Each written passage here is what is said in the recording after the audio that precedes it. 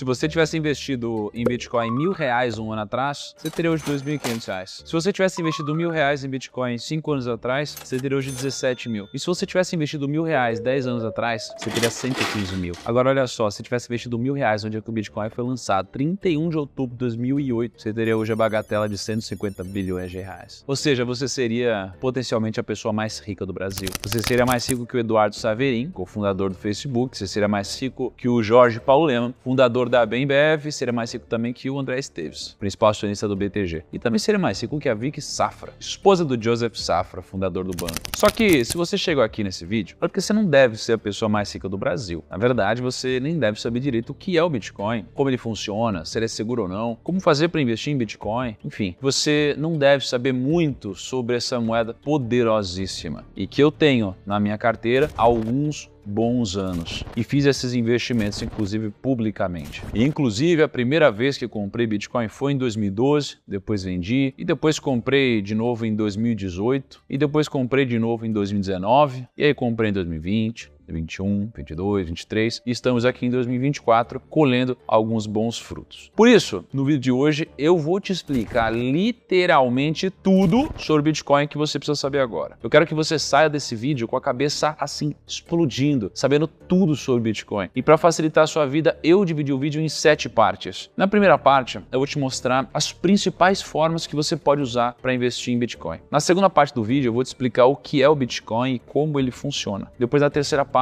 a gente vai tentar entender se o Bitcoin é seguro realmente ou não. Na quarta parte eu vou te falar dos riscos do Bitcoin, porque existem. E depois eu vou te mostrar os principais indicadores de Bitcoin e como você pode analisar. Na sexta parte eu vou te mostrar como você deve guardar os seus Bitcoins da forma correta. E por último, não menos importante, eu vou te falar sobre o que é o halving, quando ele vai acontecer, quando ele acontece e como ele pode fazer ganhar muito dinheiro. Então fica no vídeo até o final. Só que antes de mais nada, dá like no vídeo e se inscreva no canal. Sem muita enrolação, vamos logo para a primeira parte. Como investir em Bitcoin? Existem basicamente 3 principais formas de se investir em Bitcoin. A primeira delas, talvez a mais simples, é por meio de ETFs. ETF, a sigla ETF, significa Exchange Traded Fund. Mas para não ficar no techniquez e você não entender nada, pensa que você quer fazer um bolo de coco fit e sem glúten. Do que você precisa para fazer um bolo desse? Primeiro de tudo, você vai precisar de farinha sem glúten, que vai ser a base do bolo. Você vai precisar de coco ralado, que vai dar todo o sabor para o bolo. Você precisa de ovos, vai precisar de leite de coco e precisa de uma pitadinha de fermento para fazer o bolo crescer. Qual que é o ponto aqui? É que da mesma forma que você mistura todos esses ingredientes para fazer um bolo, um ETF ele mistura vários ativos,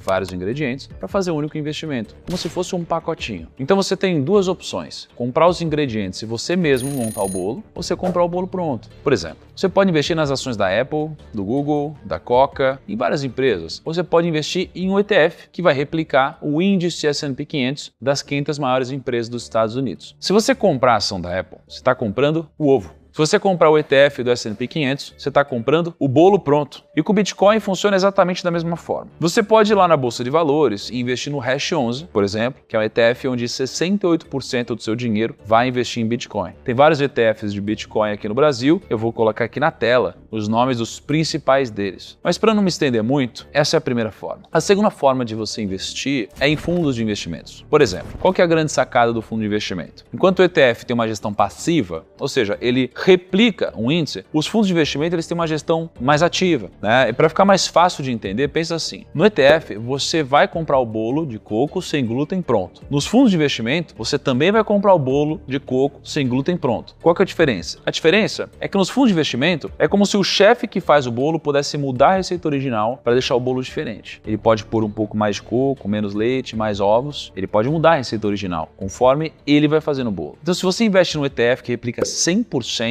da criptomoeda, o seu dinheiro vai oscilar praticamente igual ao preço do Bitcoin. Agora, se você investe num fundo de investimento, é como se você estivesse contratando um gestor que em alguns momentos vai comprar mais Bitcoin, depois vai vender mais, depois vai rebalancear a sua carteira e vai fazendo alguns outros ajustes finos. Essa é a segunda opção. A terceira opção é investir diretamente nas criptos em si. Investir diretamente é você mesmo fazer o bolo. Você pega a receita de como vai fazer o bolo, vai para o mercado, compra os ingredientes, bota a mão na massa. E como que você pode investir diretamente no Bitcoin. Você pode abrir uma conta em uma corretora, que normalmente a gente chama de exchange, e aí você transfere uma grana para lá e a partir daí você começa a investir em Bitcoin e outras criptomoedas. Inclusive, eu tenho um vídeo no meu canal onde eu invisto R$100 em Bitcoin na prática. Eu vou deixar o link aqui no card e na descrição também. O que você precisa entender é que cada uma das 3 principais formas de você investir em Bitcoin tem vantagens e desvantagens. Por exemplo, a grande vantagem de você investir por meio dos ETFs é a praticidade, porque você pode simplesmente entrar na sua corretora e investir de uma forma muito simples. A desvantagem é que você precisa pagar 15% de imposto sobre o seu lucro. Você precisa pagar uma taxa de administração e só vai poder negociar no período da B3, das 10 horas às 6 horas, de segunda a sexta. Nos fundos de investimento, a vantagem é a gestão profissional. Pensa comigo, você até pode comprar um bolo muito bom, mas se você contratar um chefe profissional para fazer esse bolo, provavelmente ele vai ficar mais gostoso, só que ele vai ficar mais caro também. Ou seja, você até pode ganhar mais dinheiro, mas você tem que pagar algumas taxinhas para isso. Então, você vai pagar taxa de administração, taxa de performance, carregamento e por aí vai. Agora, se você quer investir diretamente no Bitcoin, a grande vantagem é literalmente o grande lema do Bitcoin, que é Not your keys, not your coins. Mas calma que eu explico. Sempre que você for investir em Bitcoin, você precisa se fazer a seguinte pergunta: será que eu sou dono realmente dos meus Bitcoins? E por que eu falo isso? Mais para frente do vídeo eu vou explicar de uma forma mais aprofundada. Mas só para você entender o conceito por trás disso, sempre que você investir em Bitcoin ou em qualquer outra cripto, você pode ter uma chave privada que vai ter uma senha onde só você vai conseguir acessar as suas criptomoedas. Essa é a forma mais segura de investir em Bitcoin. O problema é que fazer tudo isso não é muito prático. Eu tenho um vídeo aqui no canal onde eu mostro, na prática, como configurar uma Cold Wallet. Eu vou deixar o link aqui no cardzinho também. Mas você precisa entender que investir diretamente em Bitcoin é a forma mais segura, só que também é a forma mais complexa, por conta do armazenamento das suas moedas. E antes de você falar um monte de coisa aqui...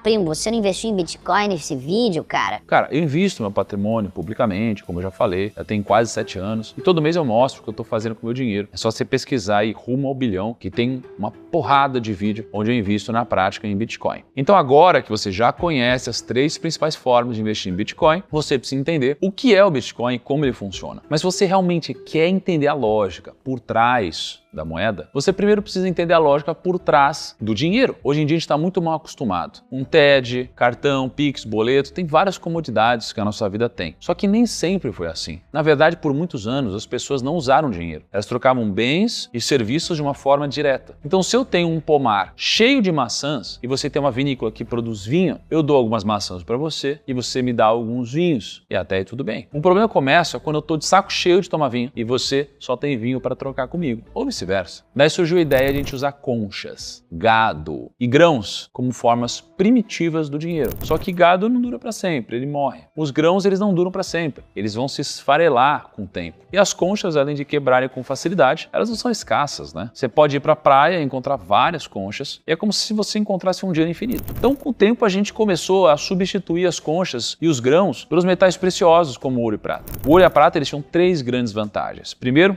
durabilidade. Eles não se desfazem com o tempo. Segundo, divisibilidade. Você pode cortar eles, você pode moldar eles em moedas. Terceiro, a escassez. Até porque não é em qualquer lugar que você vai encontrar ouro e nem prata. E aí os anos foram se passando, os países foram surgindo e junto disso surgiu um sistema monetário chamado padrão ouro. O padrão ouro, ele foi tipo um acordo onde para cada valor de moeda que um país tivesse na economia, ele deveria ter esse mesmo valor em ouro. Você quer um spoiler dessa tentativa? Não deu tão certo assim. Sempre que acontecia uma crise, os governos, eles imprimiam muito dinheiro para distribuir para a população e a quantidade de ouro já não acompanhava mais na mesma medida. E esse tipo de dinheiro tem o nome de moeda fiduciária, que é como se fosse o nosso real. A moeda fiduciária é toda moeda sem lastro. Se você tem R$5 aí na sua carteira, isso não significa que existe o mesmo valor em ouro garantido pelo Brasil. A moeda fiduciária funciona com base em um principal pilar, a confiança. Se você acredita no Brasil, o real tem valor. Se você não acredita, então o real não tem valor. É muito simples. E o momento que marcou o abandono completo do padrão ouro foi quando, em 1971, o presidente dos Estados Unidos, que é o Richard Nixon, ele fez um pronunciamento para o mundo inteiro falando que acabou a conversão do dólar americano em ouro. Ou seja, era o fim do lastro do dólar americano no ouro. E o que tudo isso tem a ver com o Bitcoin? Como as moedas não precisavam ter mais lastro no ouro, o governo começou a emitir muita grana. E ele começou a emitir conforme ele quisesse emitir. E foi isso que aconteceu nos últimos anos. Então imagina um suco de laranja super concentrado. Se você adiciona um pouco de água, ele vai ficar mais diluído. Se você adiciona um pouco mais de água, ele fica ainda mais diluído. Se você coloca mais água, ele fica ainda mais diluído. E se você continuar colocando água, vai ter uma hora que vai ter muita água para pouco suco. O suco perde sabor, ele perde seu valor. A mesma coisa aconteceu com as nossas moedas. É por isso que todas as moedas fiduciárias do mundo perderam valor. Por exemplo, $100 em 1672 tem o mesmo poder de compra de $2,70 hoje. R$100 em julho de 1994 tem o mesmo poder de compra de R$12 hoje. Sabe o que isso significa? Significa que cada vez que você for no mercado, o seu dinheiro vai comprar menos coisas. Significa que antes o seu carrinho ficava cheio e agora ele fica cada vez mais vazio. E significa que você precisa trabalhar muito mais para comprar a mesma quantidade de coisas que você comprava antes. E como que o Bitcoin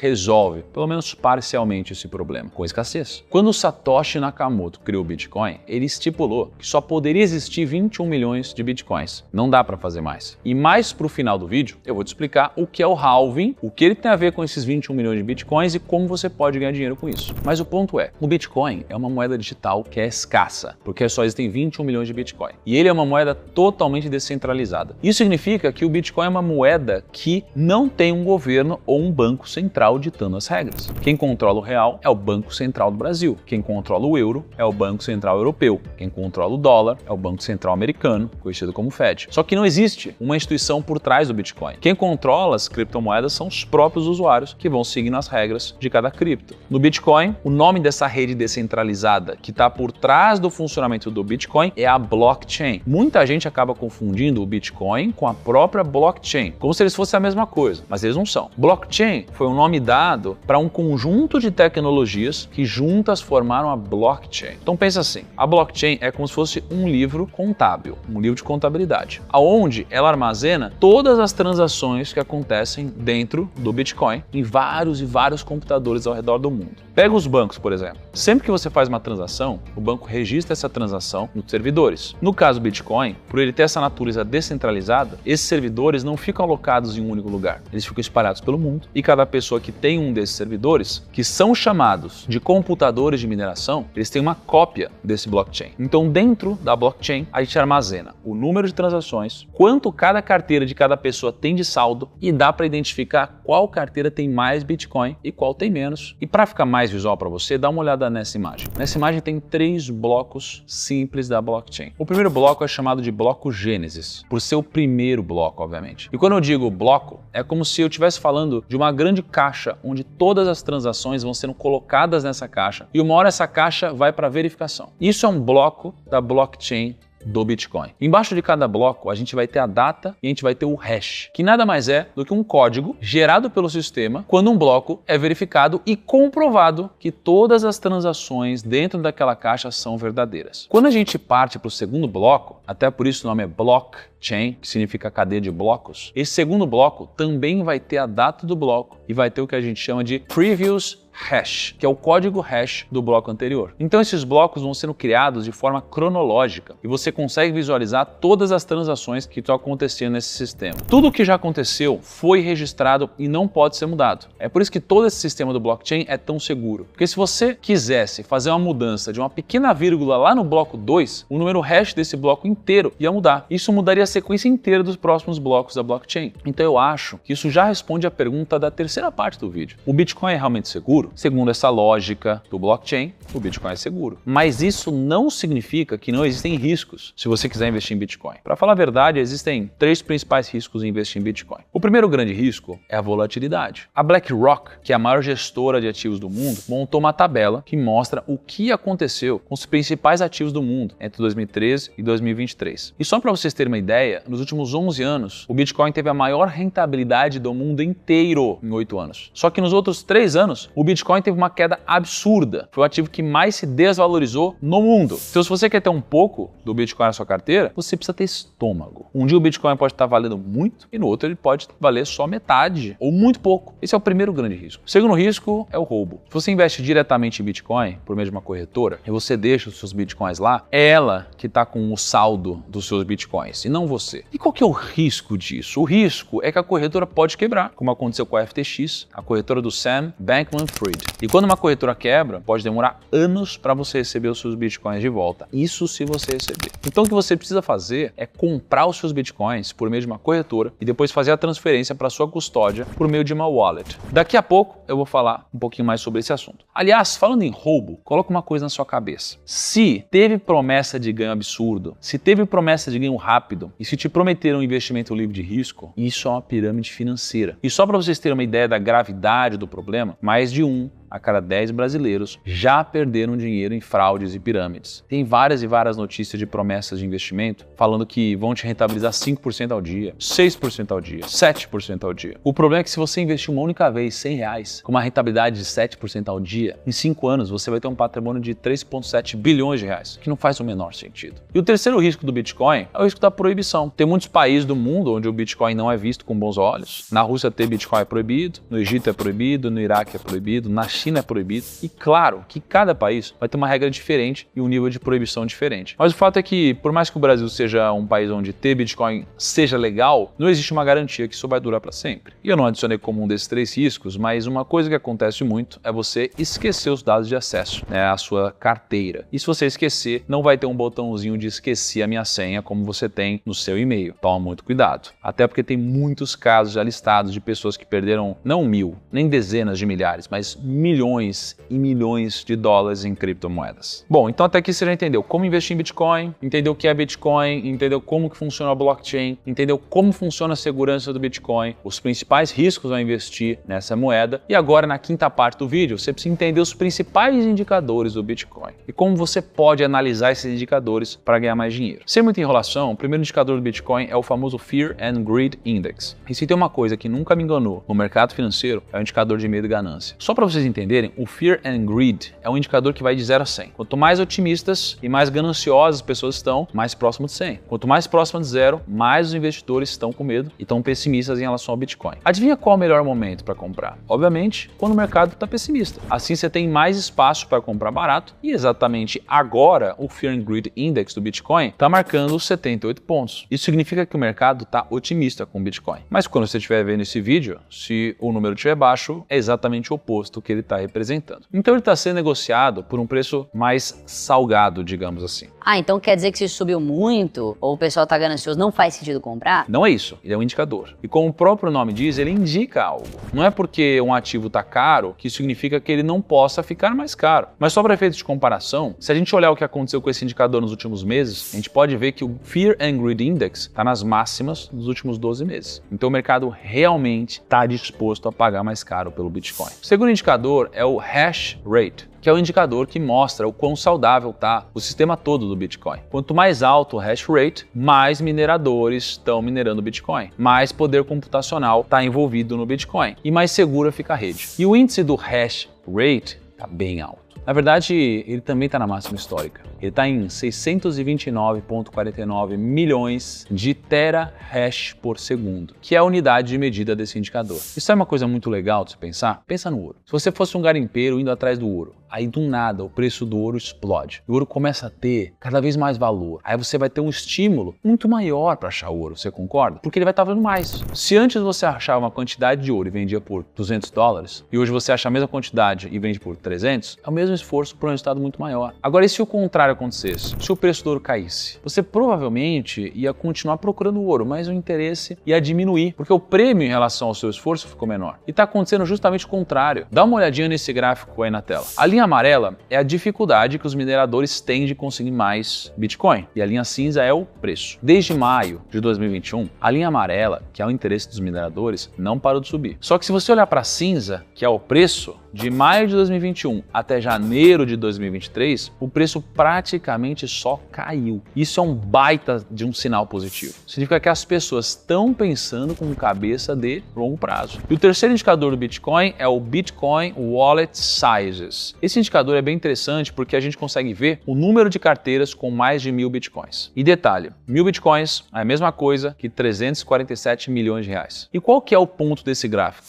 Dá para ver que ao longo do tempo, o número número de carteiras com mais de 1.000 bitcoins aumentou muito. Mas a partir de 2020, 2021, mesmo com o preço ficando de lado e até subindo, o número de carteiras com mais de 1.000 bitcoins diminuiu. Ou seja, esse indicador está mostrando pra gente que os grandes investidores venderam mais bitcoin do que compraram. E eles foram realizando aos poucos. O quarto indicador do Bitcoin é o múltiplo de Mayer. O múltiplo de Mayer é um indicador um pouquinho mais complexo, mas ajuda pra caramba na análise. Ele vai pegar o preço de hoje do Bitcoin e vai dividir pela média móvel dos últimos 200 dias. Se o múltiplo está acima de 2,4, significa que o Bitcoin pode estar caro e talvez não seja um bom momento de compra. Se o múltiplo de Mayer está entre 1 e 2,4, significa que ele está mais barato, mas talvez ainda não seja um ótimo momento de compra. Agora, se o múltiplo está abaixo de 1, provavelmente os investidores estão com medo e aí sim seria um bom ponto de compra. E hoje o múltiplo está exatamente em 1,41. E já que é um sinal que está caro? Não necessariamente, mas também não indica nenhuma barganha. Está mais próximo do preço justo. O quinto e último indicador é a dominância do Bitcoin. A dominância do Bitcoin é a razão entre a capitalização de mercado do Bitcoin e a capitalização de mercado das outras criptomoedas. Então, por exemplo, quando as altcoins, que é qualquer moeda que não seja o Bitcoin, sobe mais do que o próprio, a dominância dele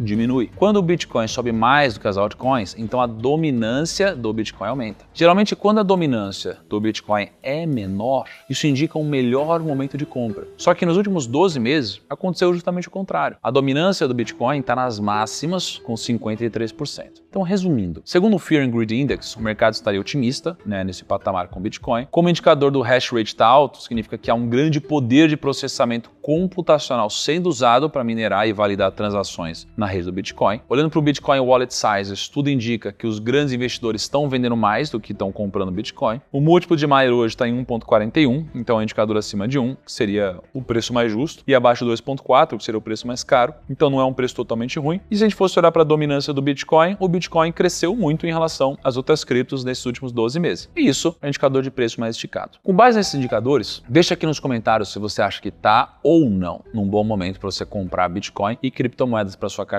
Aliás, já deixa aqui embaixo também o que você está comprando, porque eu sempre fico curioso para saber. Isso aqui para mim é um grande laboratório. Agora escuta o que eu tenho para te dizer. Por mais que você assista esse vídeo completo, inteirinho, diversas vezes, nem todo mundo vai aprender a investir de forma correta em cripto. Nem todo mundo vai saber analisar os indicadores de cripto. Nem todo mundo vai conseguir investir em cripto. Nem todo mundo vai saber a hora certa de vender a cripto. E nem todo mundo vai ter sucesso com o Bitcoin ou com qualquer outra criptomoeda. Foi pensando nisso que eu sentei com o time da Finclass. A gente teve uma ideia muito interessante. E se ao invés de a gente apenas ensinar as pessoas a investir, a gente também desse recomendações de investimentos? Por que eu só deveria te ensinar a pescar o peixe se eu posso literalmente entregar também o peixe limpo, cortado, com limãozinho siciliano no prato? Então a gente decidiu juntar a Speed com a Finclass e hoje, dentro da Finclass, você tem uma série de recomendações de investimentos dos nossos analistas. Você pode ter acesso a uma carteira de fundos imobiliários, a uma carteira de ações, a uma carteira de renda fixa, a uma carteira de criptomoedas e você pode saber exatamente o quanto investir, como investir, até que preço pagar por um ativo e por qual preço vender. Então, eu estou literalmente dando a solução dos seus investimentos nas suas mãos. Você não precisa fazer nada, só seguir a carteira da Finclass e ter o mínimo de conhecimento para não fazer uma besteira, por gentileza. Então, deixa eu te dar um recado. O aniversário da Finclass está chegando, vai ser dia 24/4. Você vai ter acesso a uma porrada de bônus, você vai ganhar um evento presencial do FinDay, que é o maior evento de finanças do mundo. Você vai ter uma carteira recomendada, onde você pode seguir as recomendações dos nossos analistas e investir 1000 vezes melhor o seu dinheiro. E você vai ter acesso a tudo isso com 50% de desconto no plano anual. Olha só, a oferta ela tá bizarra de boa e tudo isso que eu tô te dizendo faz sentido para você. É só você clicar aqui no link da descrição. Vamos voltar pro vídeo. Lembra que eu falei que você pode comprar os seus bitcoins por meio de uma corretora e depois fazer a transferência para uma wallet? Qual que é o ponto aqui? Quando você tem um cartão de crédito ou dinheiro físico, aonde que você guarda? Você guarda na carteira. Com Bitcoin é a mesma coisa. Para guardar os seus bitcoins da forma correta, você precisa de uma carteira de cripto. E existem 7 diferentes tipos de carteiras. Mas antes de eu me aprofundar em cada uma das 7, você primeiro precisa entender a diferença entre uma wallet e uma exchange. Uma wallet é um dispositivo onde você vai guardar as informações que dão acesso às criptomoedas armazenadas na blockchain. Então o Bitcoin em si não vai ficar na sua wallet. Lá você vai guardar as informações que dão acesso aos seus bitcoins. Já a exchange é uma corretora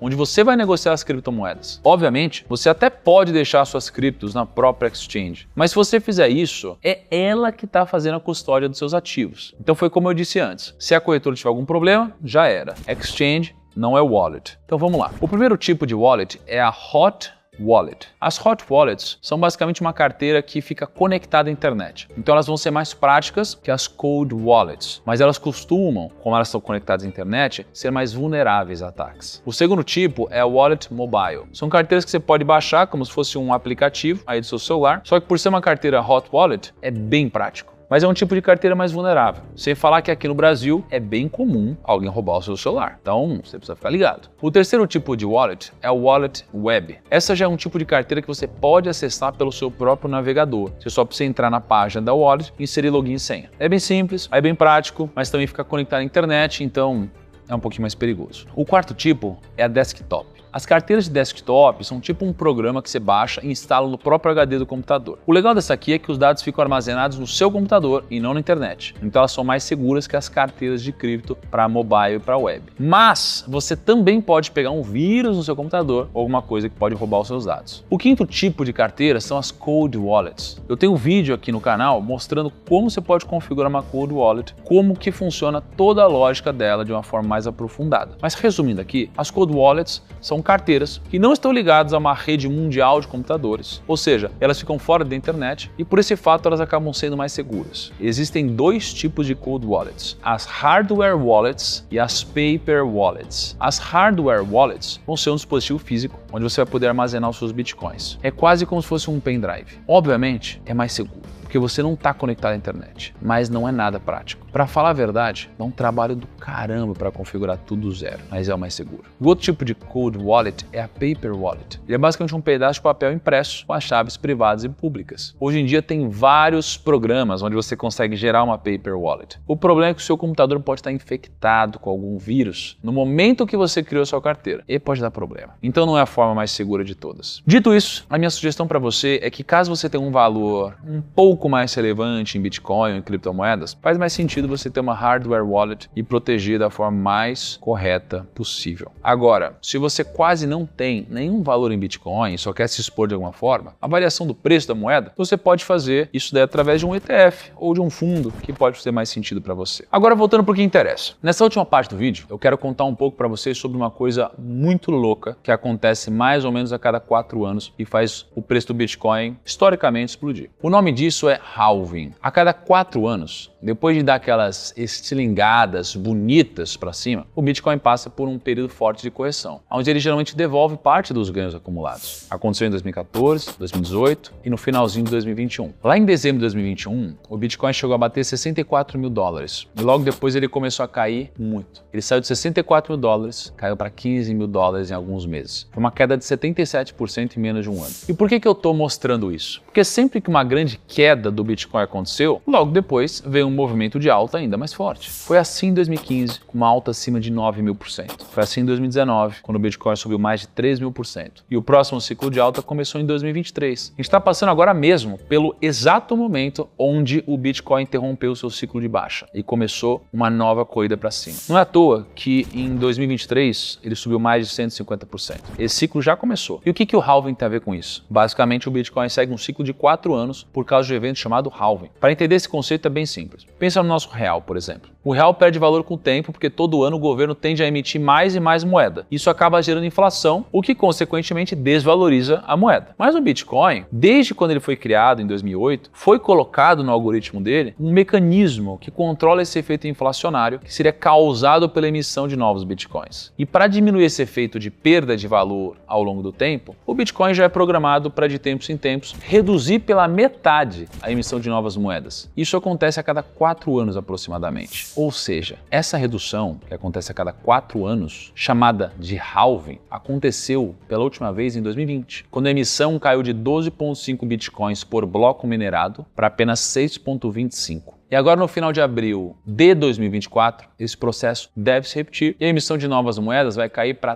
3,125. Em 2028, a mesma coisa vai acontecer e assim por diante. E por que o halving é tão importante? Porque se a cada halving diminui a oferta de bitcoins e a demanda não para de crescer, então o Bitcoin se torna um ativo inflacionário. Ou seja, tem pouca oferta, cada vez menos, a oferta vai diminuir, a demanda não para de aumentar, a consequência é que o preço sobe. E como que essa lógica toda movimenta o ciclo do Bitcoin? Até o momento, a gente teve 3 halvings e depois de cada um desses halvings, o Bitcoin iniciou uma forte corrida de alta. Só para vocês terem uma ideia, ideia, só nesse último halving de 2020, o Bitcoin saiu da casa dos $3.000 e chegou a $68.000 em pouco tempo. É uma alta que passa de 2.000%. Você teria multiplicado seu investimento por 20. Então é como se você investisse R$1.000 e em poucos meses seu investimento chegasse a R$20.000. Para quem tinha R$10.000, você teria R$200.000. E olha que, por enquanto, eu estou falando só do Bitcoin, que é o ativo mais conservador das criptomoedas. Depois de mais ou menos 1 ano e meio, esse ciclo de alta terminou e vem seguido de um período de forte baixa, que é conhecido como inverno cripto, que é quando o mercado dá uma esfriada. O inverno cripto também dura por volta de 1 ano e meio, se você olhar historicamente, e aí depois da baixa vem um período onde o Bitcoin fica mais lateralizado. Os preços oscilam menos e logo depois a gente volta para mais um halving e esse ciclo todo recomeça. Mas só alguns disclaimers aqui. Primeiro, é muito difícil saber exatamente em qual parte do ciclo a gente está. Você pode até ter um cheiro por meio dos indicadores que eu mostrei nesse vídeo, mas uma coisa que eu aprendi no mercado é que muita coisa sobe no boato, cai no fato. Então a gente pode estar chegando próximo do halving, que vai ser em abril, mas como o mercado já subiu muito nos últimos meses, não dá para saber exatamente o que vai acontecer. E segundo, geralmente as pessoas procuram